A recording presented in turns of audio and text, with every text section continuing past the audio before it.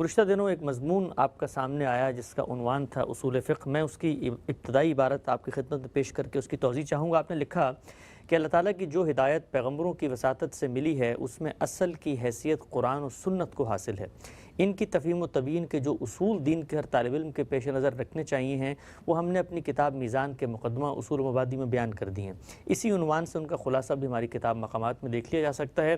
ان کے علاوہ طبعاً اگر کوئی چیز خدا کی منشا تک پہنچنے کا ذریعہ بن سکتی ہے تو وہ اجتہاد ہے۔ اس سے بہت سی دوسری چیزوں کے ساتھ ہم ان کے احکام کو بھی سمجھنے کی کوشش کرتے ہیں جو براہ راست نصوص میں بیان نہیں ہوئے مگر اپنی نوعیت کے لحاظ سے انہی کے اطلاقات ہیں جو لوگوں کی رائے اور فہم پر چھوڑ دیے گئے ہیں۔ قیاس اسی کی ایک قسم ہے۔ قرآن میں اس کے لیے استنباط کا لفظ استعمال ہوا ہے۔ اس سے جو چیز وجود میں آتی ہے اسے ہم فقہ سے تعبیر کرتے ہیں۔ اسی کا ایک بڑا حصہ فقہ النبی ہے۔ اس کے بعد علماء و فقہاء کے اجتہادات ہیں۔ اصول فقہ کی تعبیر ہم اسی دائرے میں ان چیزوں کے لیے استعمال کر رہے ہیں۔ بتائیے گا کہ کیا ضرورت پیش آتی ہے جب قرآن مجید ہمارے پاس موجود ہے، جب سنت ہمارے پاس موجود ہے، احادیث ہمارے پاس موجود ہیں، تو ہم اس دائرے میں کیوں جاتے ہیں؟ فقہ کیا چیز ہوتی ہے اور دائرے میں جانے سے پہلے اس کے اصول بنانا کیوں ضروری ہے؟ ہمارے ہاں تو فقہ کا لفظ پورے دین کے فہم کے لیے استعمال ہو گیا ہے۔ اصول فقہ میں اسی وجہ سے یہ بیان کیا جاتا ہے کہ قرآن مجید کو کیسے سمجھا جائے گا، الفاظ کی دلالتیں کیا ہوں گی، یہ ساری چیزیں اس میں زیر بحث آتی ہیں۔ چنانچہ اس کا نتیجہ یہ نکلتا ہے کہ پورے دین کی تفہیم کے لیے یہ ایک علم بن جاتا ہے۔ میں اس کو اس طرح نہیں لیتا۔ میرے نزدیک اللہ تعالیٰ کی کتاب قرآن مجید کو آپ نے سمجھنا ہے، ظاہر ہے کہ وہ سب سے پہلی چیز ہے، اسی میں ہمیں ہدایت دی گئی ہے، وہ اللہ کی کتاب ہے، ہمارے لیے حجت ہے، ہمارے تمام اختلافات میں قول فیصل ہے۔ اس کو سمجھنے کے لیے جو علم وجود میں آنا چاہیے اس کو بالکل الگ بیان ہونا چاہیے اور وہ اصول تفسیر کے نام ہی سے بیان کرنا چاہیے۔ جس طرح کہ میری کتاب کا آپ نے حوالہ دیا، اس میں میں نے بتایا ہے کہ تدبر قرآن کے لیے کیا چیزیں پیش نظر رہنی چاہیے۔ اس کے بھی دو حصے ہیں۔ ایک کا تعلق تو بنیادی اصولوں سے ہے، وہ میں نے اس میں بیان کر دیے ہیں، اور وہ آپ دیکھیں تو وہ 10 اصول ہیں جن کو سامنے رکھ کر اللہ کی کتاب قرآن مجید کا مطالعہ کرنا چاہیے۔ لیکن اس کے بعد لفظ کو کیسے سمجھنا ہے، جملے کی تعریف کیسے اختیار کرنی ہے، سیاق و سباق کی رعایت کیسے ملحوظ رکھنی ہے، ظاہر ہے یہ اپنی ذات میں خود ایک سائنس ہے۔ اس کی تربیت بھی حاصل کرنا ہوتی ہے، اس کے لیے پڑھنے پڑھانے کی بھی بہت سی چیزیں ہیں، اور چونکہ ہمارے ہاں تفسیر کی ایک بہت بڑی روایت پس منظر میں موجود ہے تو اس پر بھی ایک گہری نظر ڈالنا ضروری ہو جاتا ہے۔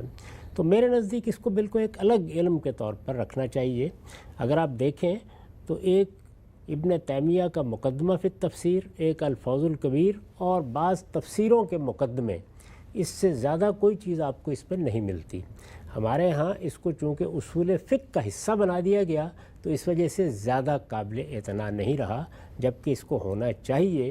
یہی وجہ ہے کہ جب امام فراہی نے قرآن مجید پر اپنی تجدیدی مساعی شروع کی ہیں تو سب سے پہلے انہی چیزوں کو موضوع بنایا ہے۔ چنانچہ کتنی کتابیں ہیں جن کو انہوں نے اسی چیز کو سامنے رکھ کر مرتب کرنا چاہا۔ مفردات کے بارے میں کیا طریقہ اختیار کرنا ہے، اصول تعویل میں کیا چیزیں ملحوظ رکھنی ہے، نظام القرآن کیا چیز ہے، قرآن کے اسالیب کیا ہیں، اسی طرح مدعا تک پہنچنے کی رکاوٹوں کو کیسے دور کرنا ہے، قرآن مجید کے اندر جو استدلال کے طریقے اختیار کیے گئے ہیں یا جو حجت قائم کی گئی ہے اس کے لیے کیا کیا اسالیب قرآن نے اختیار کیے ہیں۔ تو آپ یہ دیکھتے ہیں کہ انہوں نے یہ کوشش کی کہ اس پورے فن کو مستقل کتابوں کی صورت میں مرتب کر دیا جائے۔ میرے خیال میں یہی ہونا بھی چاہیے۔ اس پر ظاہر ہے کہ بہت کچھ ابھی کام کرنے کی ضرورت ہے، تاہم استاذ امام نے اس پر جو کام کیا، پھر ہم نے جب ان سے پڑھا اور اس موقع کے اوپر انہوں نے لیکچرز دیے جو قرآن فہمی کے اصول کے عنوان سے شائع ہو چکے ہیں، تو ان سب چیزوں کو سامنے رکھ کر میں نے اپنا نقطہ نظر اپنی کتاب میزان کے مقدمے میں بیان کر دیا ہے کہ وہ کیا اصول و مبادی ہیں جو اس باب میں زیر بحث رہنے چاہیے۔ تو میں یہ اس لیے عرض کر رہا ہوں کہ سب سے پہلے اس دائرے کو سمجھنا ضروری ہے جس میں میں فقہ کا لفظ استعمال کرتا ہوں، تو یہ تو اصول تفسیر ہے۔ اور میں نے عرض کر دیا کہ ہماری پرانی روایت میں یہ فقہ کا حصہ بن جاتے ہیں، جبکہ ان کو بالکل الگ ہونا چاہیے۔ دوسری چیز کیا ہے؟ دوسری چیز یہ ہے کہ حدیث و سنت کی تعین کے اصول، یعنی یہ بات کہ آپ کسی چیز کو سنت قرار دے رہے ہیں تو کس طرح قرار دیں گے؟ وہ منتقل ہو گئی ہے، لوگوں تک پہنچ گئی ہے، ان میں رائج ہے، اللہ کے پیغمبر کی ہدایت ہے، قرآن ہی کی طرح واجب الاطاعت ہے، تو اب سنت کو متعین کرنا ہوگا نا، اس کے کیا مبادی ہوں گے؟ تو آپ یہ دیکھتے ہیں کہ میں نے ان کو بھی الگ سے بیان کیا ہے۔ وہ 7 اصول آپ دیکھ سکتے ہیں جو مبادی تدبر سنت کے عنوان سے میری کتاب کے مقدمے میں واضح کر دیے گئے ہیں۔ اسی طرح سے حدیث، رسالت مآب صلی اللہ علیہ وسلم کی نسبت سے بعض باتیں بیان ہو گئی ہیں۔ یہ آپ جانتے ہیں کہ ہمارے ہاں یہ سب سے بڑا علم اور سب سے بڑا فن ہے۔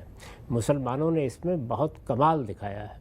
جس طریقے سے رسالت مآب صلی اللہ علیہ وسلم کی نسبت سے یہ تاریخ ہمارے ہاں پہنچی ہے، اس کو تنقیح کے مراحل سے گزارا ہے، ایک ایک چیز کو دیکھا ہے، اس کے راویوں کو دیکھا ہے، اس کو کیٹیگرائز کیا ہے، اور اس طرح اگر آپ دیکھیں تو 10 اقسام اس کی متعین کر دی ہیں جن سے آپ یہ پہچان سکتے ہیں کہ کسی چیز کو کہاں رکھنا ہے۔ ٹھیک۔ اور یہ جس طرح سے ماضی میں کام ہوتا رہا ہے اسی طرح دور متوسط میں بھی ہوا ہے، اس وقت بھی بڑے بڑے لوگ پیدا ہوتے ہیں اور یہ کام جاری رہتا ہے۔ ہم جانتے ہیں کہ اس باب میں جن روایتوں کو صحیح اور حسن قرار دیا گیا ہے ان کے کیسے کیسے مجموعے ماضی میں آتے رہے ہیں اور کس طرح کے حال میں آئے ہیں۔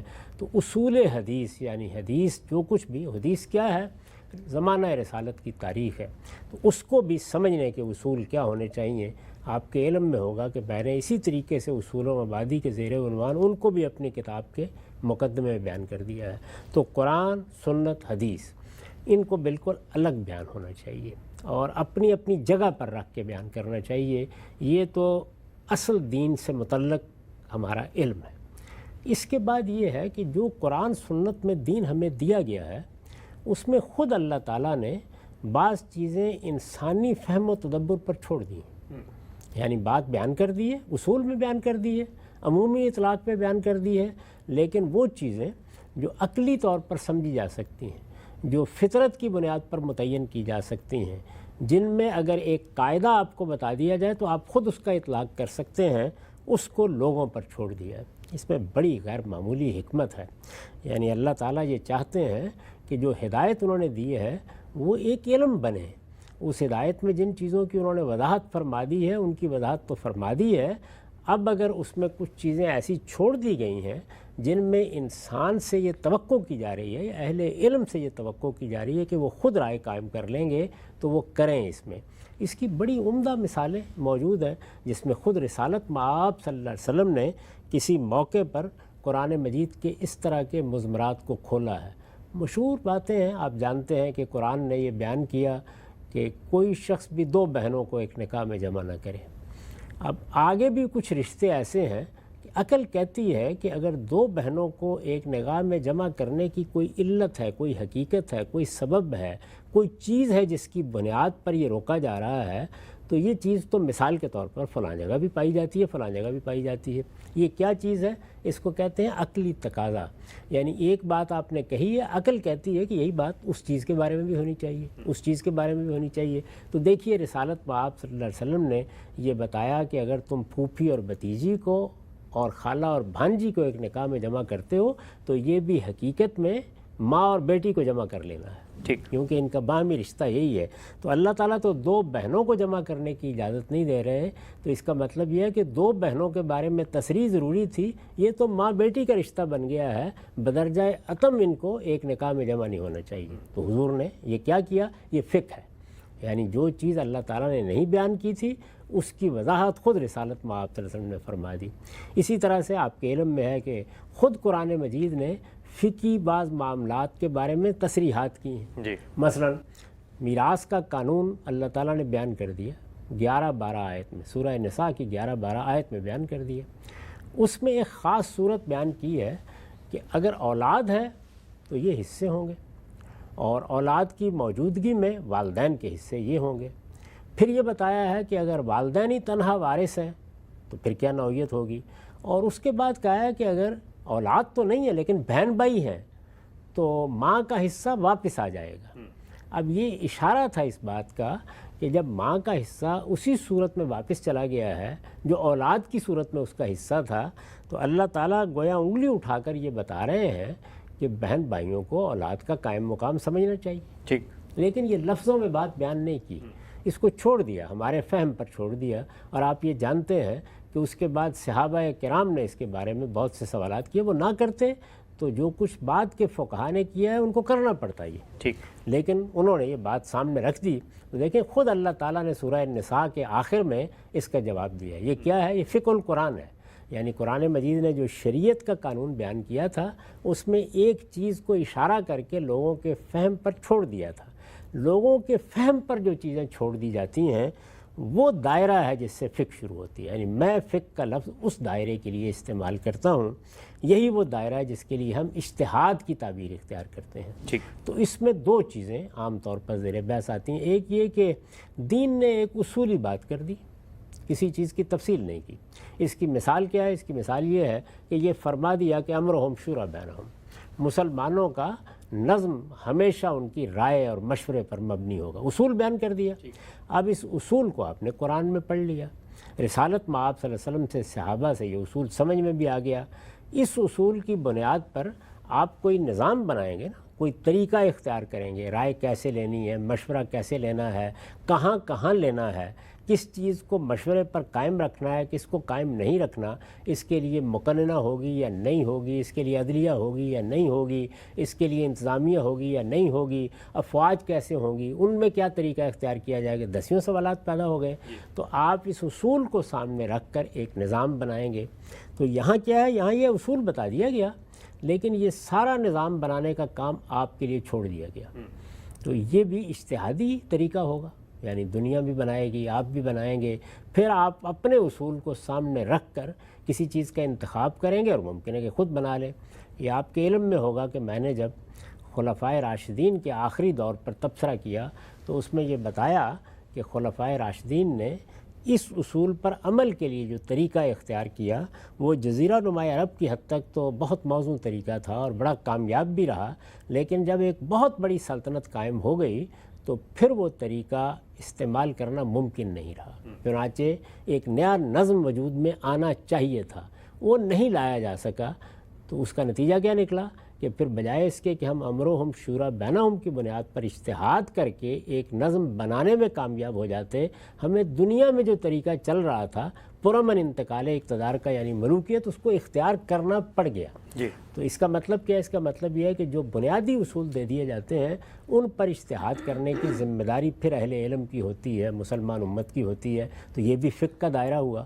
اور جس طرح کہ میں نے پہلے عرض کیا کہ اگر کوئی حکم دیا گیا ہے اور اس میں کسی جگہ پہ چھوڑ دیا ہے آپ کو کہ آپ یہاں خود غور کر لیں، وہ عقلی تقاضا ہے، بات سمجھ لی ہے یا اصول سمجھ لیا ہے یا قاعدہ آپ نے متعین کر لیا ہے، تو اب اطلاق میں کوئی دقت نہیں ہوگی، تو اللہ تعالیٰ وہاں تصریح نہیں کرتے، بندوں پر چھوڑ دیتے ہیں۔ وہ بھی فقہ کا دائرہ ہوا۔